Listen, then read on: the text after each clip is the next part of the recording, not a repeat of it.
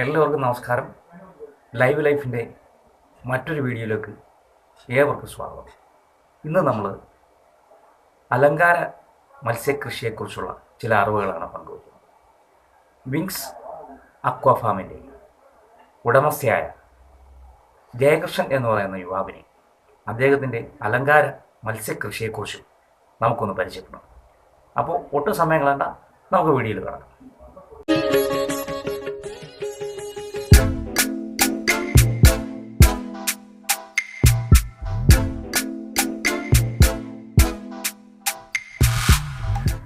ഇത് ഗപ്പിയുടെ full black എന്ന് പറഞ്ഞ ഐറ്റമാണ്. നമുക്ക് മാർക്കറ്റിലൊരു 250 മുതൽ മാർക്കറ്റ് വാല്യൂ വരുന്നതാണ്. ഇവിടെ എത്ര പീസ് ഉണ്ടാവും? ഇതിപ്പോൾ നമുക്കൊരു 7-8 പീസിനടുത്ത് ഗപ്പി കിടപ്പുണ്ട്. പിന്നെ മെയിൻ ചെയ്യുന്നത് ഫൈറ്ററാണ്. ഫൈറ്റർ ഇതിപ്പോൾ എഗ് ആയതാ, ബ്രീഡായ ഐറ്റമാണ്. ബ്രീഡായി 10-70 പീസിനുണ്ടായിരുന്നു. അത് കുറച്ച് പോയി, നമുക്ക് നമ്മുടെ കയ്യിൽ സെയിലായിട്ടുണ്ട്. അപ്പോൾ സ്വന്തമായിട്ട് ഇവിടെ ബ്രീഡിംഗ് ഉണ്ട്? ബ്രീഡിംഗ് ഉണ്ട്. ഫൈറ്ററിനെയാണ് ചെയ്യുന്നത്. ഫൈറ്റർ ഇതല്ലേ? ഇത് ഫൈറ്ററാണ്. ഏതാ? ബ്ലൂ കിടപ്പുണ്ട്, എന്നുവെച്ചാൽ ബ്ലൂ നമ്മുടെ ഫാൻസി കിടപ്പുണ്ട്, ക്രൗൺ ജെയിൽ കിടപ്പുണ്ട്, അതുപോലെ റോയൽ ബ്ലൂ ഉണ്ടല്ലേ? റോയൽ ബ്ലൂ ഉണ്ട്. ഇതെല്ലാം കൂടെ മിക്സ്ഡ് ആണ്. നമ്മൾ 2 പേരിൻ്റെ കുട്ടികളാണ്. ഇതിപ്പോ മിക്സഡാ? അല്ല, ഇത് ഇപ്പൊ ഈ ഫൈറ്റർ നോർമലി ഇതിനകത്ത് കിടക്കുമ്പോഴേ മറ്റു പ്രശ്നങ്ങളൊന്നും ഉണ്ടാകാറില്ല? ഈ പരുവത്തിൽ ഒരു കുഴപ്പമില്ല. ഒരു 3 മാസം വരെ ഇവരെ ഒന്നിച്ചിടാം. അത് കഴിയുമ്പോൾ ഇവർ അഡൽട്ട് ആയതിനനുസരിച്ച് ഇവർ ഫൈറ്റ് ചെയ്യും. അപ്പൊ നമ്മൾ എപ്പോഴും ശ്രദ്ധിച്ചിരിക്കണം. കാരണം ഇവരുടെ ടെയിൽ കട്ടാവുകയും ചത്തുപോകാനുള്ള സാധ്യത കൂടുതൽ. അതുപോലെ നല്ല ചിറകൊക്കെ ഉണ്ടെന്നുണ്ടെങ്കിൽ ഇത് കൊത്തി നശിപ്പിക്കും. പിന്നെ നമുക്ക് സെയിൽ ചെയ്യാൻ പറ്റത്തില്ല. പിന്നെ കുറെ ദിവസം നമുക്ക് തിരിച്ചു വരണമെന്നുണ്ടെങ്കിൽ ഇതിന് ഫംഗസോ അതുപോലുള്ള പ്രശ്നങ്ങളോ അസുഖങ്ങളാണ് മെയിൻ. തണുപ്പ് കാലത്താണ് മെയിൻ.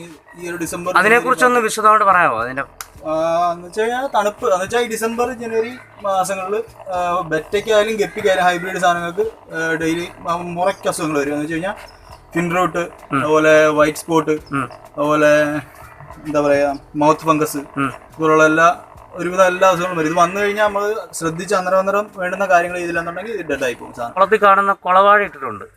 അതിന്റെ ആ ഒരു ഗുണത്തെ കുറിച്ച്, അല്ലെങ്കിൽ അത് എന്തുകൊണ്ടാണ്, അത് എന്തിനാണ് ഇടുന്നതിനെ കുറിച്ചൊന്ന് വിശദമായിട്ട് പറയാം. കുളവാഴയെ സംബന്ധിച്ച് നമുക്ക് കായലിലായാലും കണ്ടങ്ങളിലായാലും ഒക്കെ ഒരുപാട് സുലഭമായിട്ട് കിട്ടുന്ന സാധനമാണ്. നമുക്ക് മീനെ വളർന്നിടത്തെല്ലാം കൊണ്ടിടാം. സംഭവം നമ്മളത് കൊണ്ടിടുന്നതിന് മുമ്പായിട്ടുള്ള വാഷ് ചെയ്ത് അതുപോലെ പൊട്ടാസ്യം പെർമാംഗനേറ്റിനകത്ത് മുക്കി അതിന്റെ എന്തെങ്കിലും അണുക്കൾ കണ്ടിട്ടുണ്ടെങ്കിൽ അതിനെ കൊന്നു കളഞ്ഞതിന് ശേഷം മാത്രം യൂസ് ചെയ്യുക. അതുപോലെ നമ്മൾ ഇതിനകത്ത് ഇടുമ്പോഴത്തെ ഗുണമെന്ന് വെച്ച് കഴിഞ്ഞാൽ ഇതിനകത്ത് നല്ലപോലെ വേരിറങ്ങും. ഈ കുളവാഴയ്ക്കെന്ന് വെച്ച് കഴിഞ്ഞാൽ നല്ലപോലെ അടിയിലോട്ട് നല്ല ലോങ്ങി നടി ഇതേപോലെ വേരിറങ്ങും. ഈ കുഞ്ഞുങ്ങൾ മുട്ട വിരിഞ്ഞായാലും അല്ല പ്രസവിച്ചായാലും ഉണ്ടാകുന്ന കുഞ്ഞുങ്ങൾ ഈ റൂട്ടിനകത്താണ് കയറിയിരിക്കുന്നത്. അവരെപ്പോഴും സേഫ് ആയിരിക്കും. അവരെ അറ്റാക്ക് ചെയ്യാനുള്ള ചാൻസ്. ഹൈബ്രിഡ് ഗപ്പീസ് എന്ന് വെച്ച് കഴിഞ്ഞാൽ കുഞ്ഞുങ്ങൾ ഇറങ്ങുന്നതിനെ അന്നേരം അടിച്ച അപ്പോൾ നമുക്ക് എണ്ണം കുറയും. നമുക്കിപ്പോൾ ഒരുപാട് മീൻ കിടക്കുന്നുണ്ട്, എല്ലാത്തിനെയും നോക്കാനുള്ള സമയക്കുറവുണ്ട്. നമുക്ക് ടാങ്ക് ഉണ്ടെങ്കിൽ ടാങ്കിനകത്ത് ഇതേപോലുള്ള പായലുകൾ, ഇതുപോലെ മുൾപ്പായലുകൾ ഇതൊക്കെ ഇട്ട് കൊടുത്താങ്കിൽ കുഞ്ഞുങ്ങൾ സേഫ് ആയിരിക്കും. ഇതിനകത്ത് തന്നെ ഒരുപാട് കുഞ്ഞുങ്ങൾ ഇറങ്ങി കിടപ്പുണ്ട്. പക്ഷെ അവരെ ഇപ്പം അറ്റാക്ക് ചെയ്യുന്നില്ല. ഇതിന്റെ ഏറ്റവും വലിയ ഗുണമെന്ന് പറയുന്നത് കുഞ്ഞുങ്ങൾ നഷ്ടപ്പെടത്തില്ല. മറ്റേ വലിയ തള്ള ഇതിനെ എടുക്കത്തില്ല. ഓക്കെ, ശരി. ഇത് നമ്മുടെ ഗപ്പി ഐറ്റം തന്നെയാണ്. ഗപ്പിയുടെ ഹാഫ് മൂൺ ടൈഗർ എന്ന് പറയുന്ന ഐറ്റമാണ്. ഇത് മാർക്കറ്റ് വാല്യൂ ഇപ്പോൾ നമുക്കൊരു 350 രൂപ 400 രൂപയ്ക്ക് അടുത്ത് നമുക്ക് മാർക്കറ്റിൽ ഇപ്പോൾ ഇതുണ്ട്, വിലയുണ്ട് ഇതിന്. നമുക്കിവിടെ വിൽക്കാനുള്ള പരിവായി കിടക്കുന്ന, ബ്രീഡിംഗ് പരിവായി കിടക്കുന്ന ഒരുപാട് പെയർസ് കിടപ്പുണ്ട്. നമുക്ക് സെയിലിനായിട്ടുള്ളതുണ്ട്. നല്ല കുഞ്ഞുങ്ങൾ നല്ലവരെ കിട്ടുന്നതാണ്. 50 മേളിൽ കുഞ്ഞുങ്ങളെ വരെ കിട്ടും നമുക്ക് ഇതിനകത്ത്. അപ്പോൾ നല്ല കാണാൻ നല്ല ഭംഗിയുള്ള ഐറ്റമാണ്.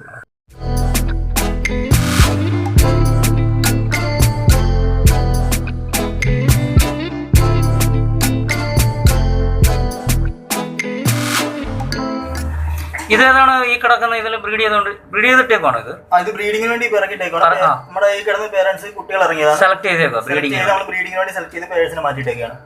ഒരു ബ്രീഡിംഗ് പരിവായി. ഇത് ഏകദേശം എത്ര ദിവസം ആവും? ഇതിപ്പോ ഒരു 2-3 ദിവസത്തിനുള്ളിൽ കുഞ്ഞുങ്ങളാവും. അൽബിനോ കോയി എന്ന് പറയും.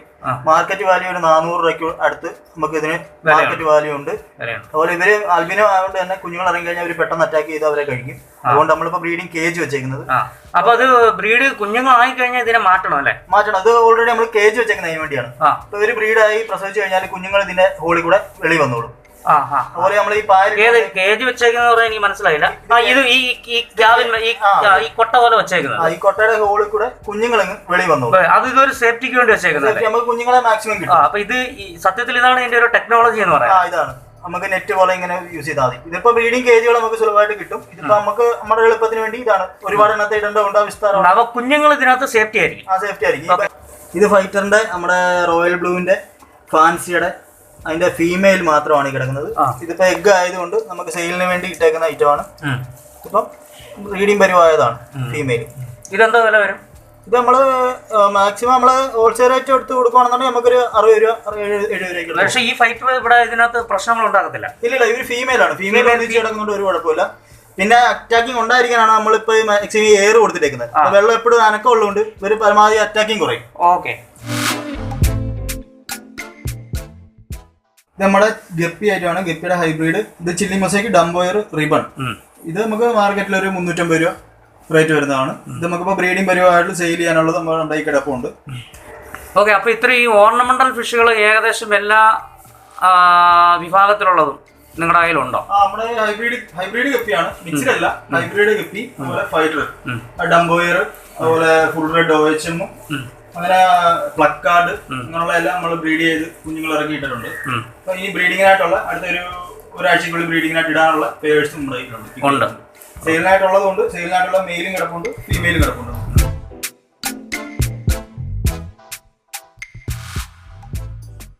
ഇത് ഏതാ ഒന്ന് പറയാമോ? ഇത് ഫൈറ്ററിന്റെ ഗോൾഡൻ ആൻഡ് വൈറ്റ് ഡംബോയർ ആണ്. ഇത് നമുക്ക് തായ്ലാന്റ് ബ്രീഡാണ്, ഇമ്പോർട്ട് ചെയ്താണ്. ബ്രീഡിങ്ങിന് വേണ്ടി നമുക്ക് നമ്മൾ ഇമ്പോർട്ട് ചെയ്തെടുത്താണ്. ശരി. ഇത് ബ്രീഡിങ് ഏകദേശം ബ്രീഡിങ്ങിലായി നിൽക്കുവാണ്. ബ്രീഡിംഗ് ആയിട്ടുണ്ട്.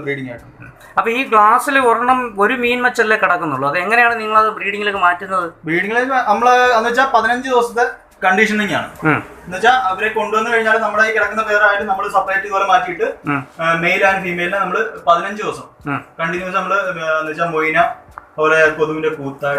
ഈ മൊയ്ന എന്ന് പറഞ്ഞു കഴിഞ്ഞാല് മൊയ്ന എന്ന് വെച്ചാൽ നമ്മുടെ ലൈവ് ഫുഡാണ്.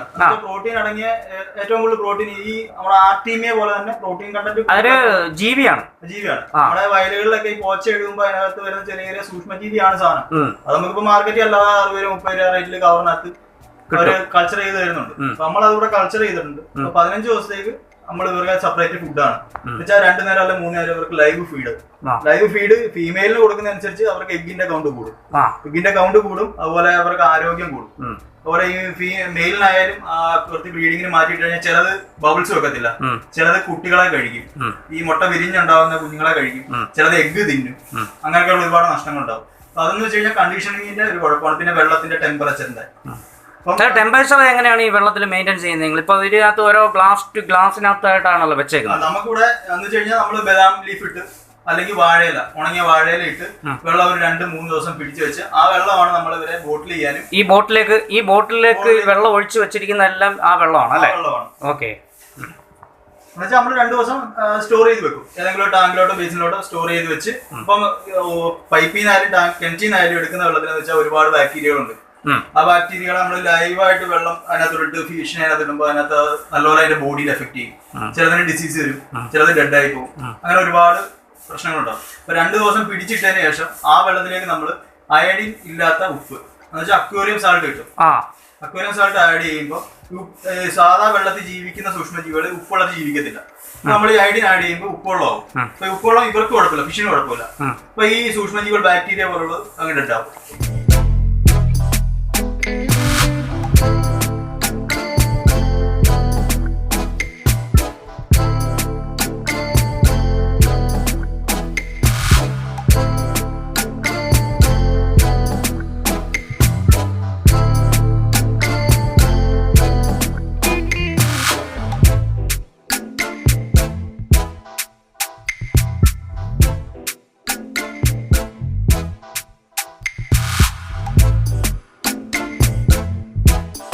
ഈ അലങ്കാര മത്സ്യത്തില് ഫൈറ്ററിന്റെ ഏതിനമാണ് ഇതെന്ന് പറയാം? ഇത് ഫൈറ്ററിന്റെ നിമോ ക്യാൻഡി എന്ന് പറയും.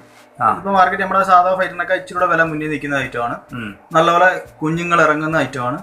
എഗ്ഗ് നല്ലപോലെ കൗണ്ട് കൂടുതലായിരിക്കും. അതുപോലെ സാധാ ഫൈറ്ററിന്റെ കൂട്ട് കുഞ്ഞുങ്ങൾക്ക് പെട്ടെന്ന് അസുഖം വരുമോ, ഡെഡ് ആയി പോവോ, അങ്ങനെയുള്ള കാര്യത്തിൽ ഇവർക്ക് പവർ കൂടുതലായിരിക്കും. ഓക്കെ. ഈ ഫൈറ്ററിന്റെ ബ്രീഡിങ് സത്യത്തിൽ വളരെ ബുദ്ധിമുട്ടുള്ള ഒരു സംഭവമല്ലേ? ഏകദേശം ഇത് എങ്ങനെയാണ് ഇതിനെ മെയിൻറ്റെയിൻ ചെയ്യുന്നത് പറയാമോ? നമ്മള് എന്ന് വെച്ച് കഴിഞ്ഞാൽ എന്താ നമ്മള് പണ്ട് ഗപ്പിയെ സാരിവാലിനെ കൊണ്ടിട്ടിട്ട് രാവിലെ വൈകിട്ടും പെല്ലറ്റ് ഫുഡ് കൊടുത്തിട്ട് പോകുന്ന പോലെ നോക്കി കഴിഞ്ഞാൽ സക്സസ് ആവത്തില്ല.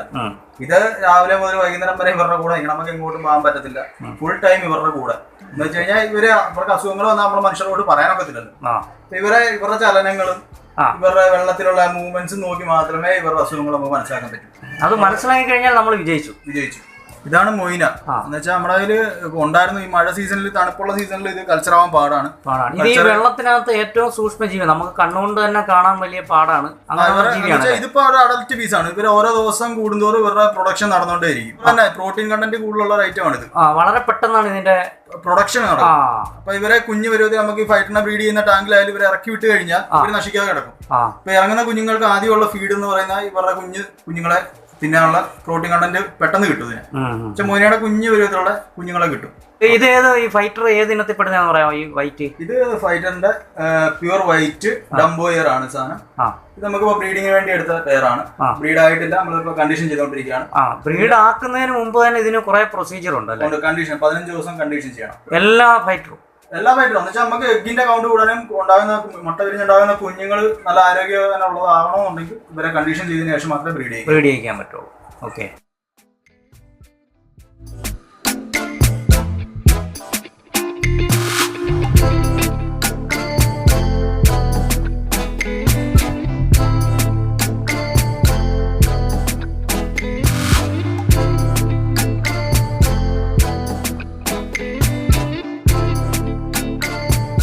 ഇത് ഈ നീല കളർ വരുന്ന ഫൈറ്റർ അല്ല? ഇത് റോയൽ ബ്ലൂ അല്ലേ? ഇവിടെ ബ്രീഡ് ആയതാണ്.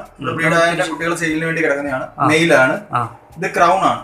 റോയൽ ബ്ലൂ ക്രൗൺ ജെയിൽ ആണ്. ഇത് ക്രൗണിന്റെ ഫുൾ മൂൺ ആണ്. നമുക്ക് ബോട്ടിൽ ചെയ്ത് വെച്ചേക്കാണ്. ബോട്ടിലും പരുവാണ്. പിന്നെ ഇപ്പൊ സെയിലിനുള്ള പരുവായി വരും. ഒരു മാസത്തിനുള്ളിൽ നമുക്ക് സെയിൽ ചെയ്യാനുള്ള. ശരി. ഇത് ബ്രീഡ് ചെയ്ത് നമ്മുടെ കുട്ടികൾ ഇറങ്ങി വലുതായത്. ഇത് ബ്രീഡ് ചെയ്ത് കുട്ടികൾ ഇറങ്ങി വലുതായി നമ്മൾ സെയിൽ പരുവത്തിലാക്കി വെച്ചതാണ്. നമ്മുടെ ഇവിടുത്തെ ബ്രീഡിംഗ് സാധനം തന്നെയാണ്. 1.5 ലിറ്ററിന്റെ കുപ്പിയിൽ എയറേഷൻ കൊടുത്തിട്ടിരിക്കുന്ന ഈ സംഭവം എന്താണെന്ന് പറയാമോ? ഇതിപ്പോ നമ്മള് ആർട്ടീമിയ എന്ന് വെച്ചാൽ ഇവർക്ക് വേണ്ടിയുള്ള കുഞ്ഞുങ്ങൾക്ക് വേണ്ടിയുള്ള ഫുഡ് വിരിയിപ്പിച്ചെടുക്കുകയാണ്. നമ്മളിപ്പം ഫൈറ്ററിനായാലും ശരി, ഗപ്പിക്കായാലും ശരി, ഹൈബ്രിഡ് സാധനങ്ങൾക്ക് കുഞ്ഞുങ്ങൾ ഇറങ്ങിക്കഴിഞ്ഞാൽ അതിന് 1 മാസത്തോളം നമ്മൾ ആർട്ടീമിയ കൃത്യമായിട്ട് ഫീഡ് ചെയ്തിരിക്കണം. ആർട്ടീമിയ മീൻസ് ഇത് ശ്രിമ്പ് എന്ന് വെച്ചാൽ കടൽ കൊഞ്ച് പോലുള്ള ഐറ്റത്തിന്റെ മുട്ടകളാണ്, എഗ്സ് ആണ്. ഇതാണ് സാധനം. ചെറിയ മുട്ടകളാണ് അല്ലേ? ചെറിയ മുട്ടകളാണ്. ഇതാണ് സാധനം. ഇതിനെ നമ്മൾ ഇവിടെ പ്രൊഡ്യൂസ് ചെയ്യുകയോ ചെയ്യുന്നത്? അത് തന്നെ. ഈ മുട്ട എന്ന് വെച്ചാൽ ചുമ്മാ ഇട്ടാ പറ്റത്തില്ല. കടൽ കൊഞ്ചിന്റെ മുട്ടയാണ് ഇതല്ലേ? അത് തന്നെ. ശ്രിമ്പ് എന്ന് പറയുന്നത് ആർട്ടീമിയ അറിയപ്പെടുന്നത് ആർട്ടീമിയ. ഓക്കെ. അപ്പൊ നമ്മളത് 1.5 ലിറ്ററിന്റെ ഇതിനകത്തോട്ട് വെള്ളം ഒഴിച്ചതിന് ശേഷം ഇതിനകത്ത് എന്ന് വെച്ചാൽ കടൽ വെള്ളം എങ്ങനെയാണ് ഉപ്പ് അതിനകത്തുള്ളത്, ആ കണ്ടന്റ് എത്രയുണ്ടോ അതേപോലെ നമ്മൾ ഇതിനകത്ത് കല്ലുപ്പ് ആഡ് ചെയ്യണം. കല്ലുപ്പ് ആഡ് ചെയ്തതിന് ശേഷം ഈ മുട്ടകള് നമ്മൾ ഈ ശ്രിമ്പിന്റെ ഈ ആർട്ടീമിയ എന്ന് പറയുന്ന സാധനം നമ്മൾ ഇതിനകത്തേക്ക് ഇടും. ഈ കുപ്പിയിലേക്ക് ഇടും. കുപ്പിയിലേക്ക് ഇട്ട് നമ്മൾ എയറും കൊടുക്കും. എന്നുവെച്ചാൽ എപ്പോഴും വെള്ളത്തിന് ചലനം വേണം. അതിനനുസരിച്ച് ഇതിന്റെ ഈ മുട്ടകൾ വിരിയും. എന്നുവെച്ചാൽ 24 മണിക്കൂറാണ് സമയം പറയുന്നത്. എന്നുവെച്ചാൽ 18 മണിക്കൂർ കൊണ്ട് വിരിയുന്നതുകൊണ്ട് ഈ മുട്ട വിരിഞ്ഞു കഴിഞ്ഞാൽ വരുന്നതിനകത്ത് വരുന്ന എന്തോ അത് നമ്മളിപ്പോ മൊയ്നാണ്ടില്ലേ, മൊയ്നയുടെ കൂട്ട് തന്നെ ചെറിയ അതിനേക്കാൾ ചെറിയ സൂക്ഷ്മം ചെയ്യുക. എന്ന് വെച്ചാൽ പ്രോട്ടീൻ കണ്ടന്റ് ഏറ്റവും കൂടുതലായിരിക്കും. ആ ഏറ്റവും കൂടുതൽ എന്ന് പറയുമ്പോൾ ഇവർക്ക് ഗ്രോത്തിനുള്ള പ്രോട്ടീൻ ഉണ്ടായിരുന്നു. എന്ന് വെച്ചാൽ ഇവർക്ക് നമ്മള് പിന്നീട് 24 മണിക്കൂർ കഴിയുമ്പോൾ ഇത് ഓഫ് ചെയ്തതിനു ശേഷം ഇവരെ സെപ്പറേറ്റ് ചെയ്യും. എന്നുവെച്ചാൽ ഷെല്ല് ഒരിക്കലും ഗപ്പിക്കായാലും ഫൈറ്ററിനായാലും ഷെല്ല് എന്ന് വെച്ചാൽ ഈ മുട്ട വിരിഞ്ഞു കഴിഞ്ഞാൽ തോട് ഉൾപ്പെടെ ഫീഡ് ചെയ്യരുത്. തോട് ഉൾപ്പെടെ ഫീഡ് ചെയ്ത് കഴിഞ്ഞാൽ ഉറപ്പായും ഡെഡ് ആവും. അതുകൊണ്ട് നമ്മൾ ആർട്ടീമിയ നെറ്റ് ഉണ്ട്. ഇതാണ് ആർട്ടീമിയ നെറ്റ്. നമുക്ക് മാർക്കറ്റ് ചെയ്തത് സുലഭമായിട്ട് കിട്ടുന്നതാണ്. പല റേറ്റിനുണ്ട്. അപ്പം ഇത് വെച്ചാണ് നമ്മൾ ഇവരെ സെപ്പറേറ്റ് ചെയ്യുന്നത്. ആർട്ടീമിയ നമ്മൾ ഹാച്ച് ചെയ്യാൻ ഇട്ട് കഴിഞ്ഞാൽ 24 മണിക്കൂർ കഴിയുമ്പോൾ നമ്മൾ ഇതിനകത്താണ് എന്ന് വെച്ച് കഴിഞ്ഞാൽ ഫസ്റ്റ് സെക്കൻഡ് നെറ്റിനകത്ത് ചിലതിനകത്ത് കാണും, ചിലതിനകത്ത് എഴുതിയപ്പം കാണത്തില്ല. അപ്പം വലുത് ചെറുത് അങ്ങനെ നെറ്റ് നോക്കുക. എന്നിട്ട് ആ നെറ്റിനകത്ത് വെച്ചതിന് ശേഷം നമ്മൾ ഈ കുപ്പിയോട് തന്നെ ഈ ആർട്ടീമിയ ബിരിയാണിട്ടത് നമ്മൾ ഈ നെറ്റിലേക്ക് ഒഴിക്കും. നെറ്റിലേക്ക് ഒഴിക്കുമ്പോൾ ഫസ്റ്റ് ഇരിക്കുന്ന വലയ്ക്കകത്ത് ഇതിന്റെ ഷെല്ല് കംപ്ലീറ്റ്, മുട്ട തോടുകൾ കംപ്ലീറ്റ് ഇതിനകത്താവും. അടിയിലിരിക്കുന്നതിനകത്ത് ആർട്ടീമിയ മാത്രമാവും. അപ്പൊ ഈ ഇത് തമ്മിൽ കൂടി കലർന്നു വരത്തില്ല. അതിനുശേഷം നമ്മൾ സാധാ വെള്ളത്തിൽ അധികം ഫോഴ്സ് കൊടുക്കാതെ വാഷ് ചെയ്തതിനു ശേഷം വേറെ പാത്രത്തിലേക്ക് മാറ്റി വെള്ളം ഒഴിച്ച് നമുക്ക് ഇവർക്ക് ഫീഡ് ചെയ്യാം. ഇതെന്താ എന്ന് എനിക്ക് മനസ്സിലായില്ല. ഇപ്പൊ നമ്മള് നവംബർ മാസത്തിൽ അടുത്ത ഒരു 8 പേരിനെ നമ്മൾ ബ്രീഡിങ്ങിന് വേണ്ടി ഇട്ടായിരുന്നു. അപ്പൊ അന്ന് മുതൽ നവംബർ 28-ാം തീയതി ശനിയാഴ്ച മുതൽ നമ്മൾ ബ്രീഡിങ്ങിന് ഇട്ടേ. അന്ന് മുതൽ നമ്മൾ കണ്ടീഷൻ ചെയ്യേണ്ട ബ്രീഡുകളെ എഴുതിയിട്ടേക്കാണ്. അപ്പൊ നമുക്ക് 15 ദിവസം ആയോ ഇല്ല എന്നുള്ളത് നമുക്ക് കറക്റ്റ് ആയിട്ട് ഇവിടെ അറിയാൻ പറ്റും. അപ്പൊ വ്യക്തമായ ചാർട്ട് സഹിതമാണ് ഇവിടെ ബ്രീഡിംഗ് ചെയ്യുന്നത്. സ്റ്റാർട്ടിംഗ് ടൈം, ബ്രീഡിങ്ങിന് ഇട്ട ടൈം, ദിവസം അങ്ങനെ വെച്ചാൽ ഇപ്പൊ 3 ദിവസത്തിൽ കൂടുതൽ ബ്രീഡിങ്ങിന് എടുത്തിട്ടുണ്ടെങ്കിൽ അവർ ആ പേരിനെ മാറ്റും നമ്മൾ. അതുവരെ എഗ് ചെയ്തിട്ടില്ലെങ്കിൽ അവരെ വീണ്ടും നമ്മൾ കണ്ടീഷൻ ചെയ്തതിനു ശേഷം വിടും. ഇതിൽ ജയകൃഷ്ണന്റെ പ്രൊഫഷൻ ഇതല്ലായിരുന്നു. ജയകൃഷ്ണൻ പിന്നെ ഈ പ്രൊഫഷനിലേക്ക് ഈ അലങ്കാര മത്സ്യ കൃഷിയിലേക്കും അതിന്റെ ബ്രീഡിങ്ങിലേക്കും ഒക്കെ വന്നതാണ് അല്ലേ? അത് എന്തുകൊണ്ടാണ് അങ്ങനെ വരാനുള്ള കാരണം എന്ന് പറയാമോ? വരാനുള്ള കാരണം ചോദിച്ചാൽ നമുക്ക് പണ്ടുപോലെ ഈ വക സാധനങ്ങളോട് നമുക്ക് ഭയങ്കര ക്രേസ് ഉണ്ടായിരുന്നു, ഇഷ്ടമാണ്, പരിപാലിക്കുന്നത് വലിയ ഇഷ്ടമാണ്. അപ്പൊ നമുക്കത് എന്തുകൊണ്ട് നമുക്ക് എനിക്കൊരു സന്തോഷമാണ്. ജയകൃഷ്ണൻ ഇതിന്റെ കൂടെ മെനക്കെടുന്നതുകൊണ്ട് നമുക്ക് എന്തെങ്കിലും നല്ല ബെനിഫിറ്റ് നമുക്ക് കിട്ടുന്നുണ്ടോ എന്നൊന്ന് വ്യക്തമായിട്ടൊന്ന് പറയാൻ പറ്റുമോ ജയകൃഷ്ണൻ? തീർച്ചയായിട്ടും. എന്ന് വെച്ച് കഴിഞ്ഞാൽ നമ്മൾ പണ്ട് സാരിവാലിനെ വളർത്തി ഇല്ല കളർ ഫുഡ് പെല്ലറ്റ് ഫുഡ് മേടിച്ചു കൊടുത്ത് 4 നേരം കൊടുക്കുന്നതുകൊണ്ട് അങ്ങനെ വളർത്താനിരുന്ന് കഴിഞ്ഞാൽ ഇതിൽ നിന്ന് ഒരു വരുമാനവും കിട്ടത്തില്ല. അപ്പോൾ ജയകൃഷ്ണ, താങ്കൾ ഇതിന്റെ ഒരു വലിയ വിജയത്തിലാണെന്ന് എനിക്ക് ഈ ഒരു ഇന്റർവ്യൂ എടുത്തോ മനസ്സിലായി. പക്ഷെ ഇനിയും കൂടുതൽ നന്നായി കാര്യങ്ങൾ ചെയ്യാൻ പറ്റട്ടെ എന്ന് ഞാൻ ആശംസിക്കുകയാണ്. നല്ലൊരു പ്രൊഫഷനാണ് വീഡിയോ എഡിറ്റിംഗ് എന്ന് പറഞ്ഞാൽ എനിക്ക് ഇഷ്ടമുള്ള പ്രൊഫഷനാണ്. പക്ഷെ അത് കഴിഞ്ഞിട്ട് താങ്കൾ ഈ അലങ്കാര മത്സ്യകൃഷിയിലേക്ക് വന്ന യുവജനങ്ങൾക്ക് ഇതൊരു പ്രചോദനമാവട്ടെ എന്ന് ഞാൻ ആശംസിക്കുന്നു. എല്ലാവരും ആശംസിക്കും. ഓക്കെ.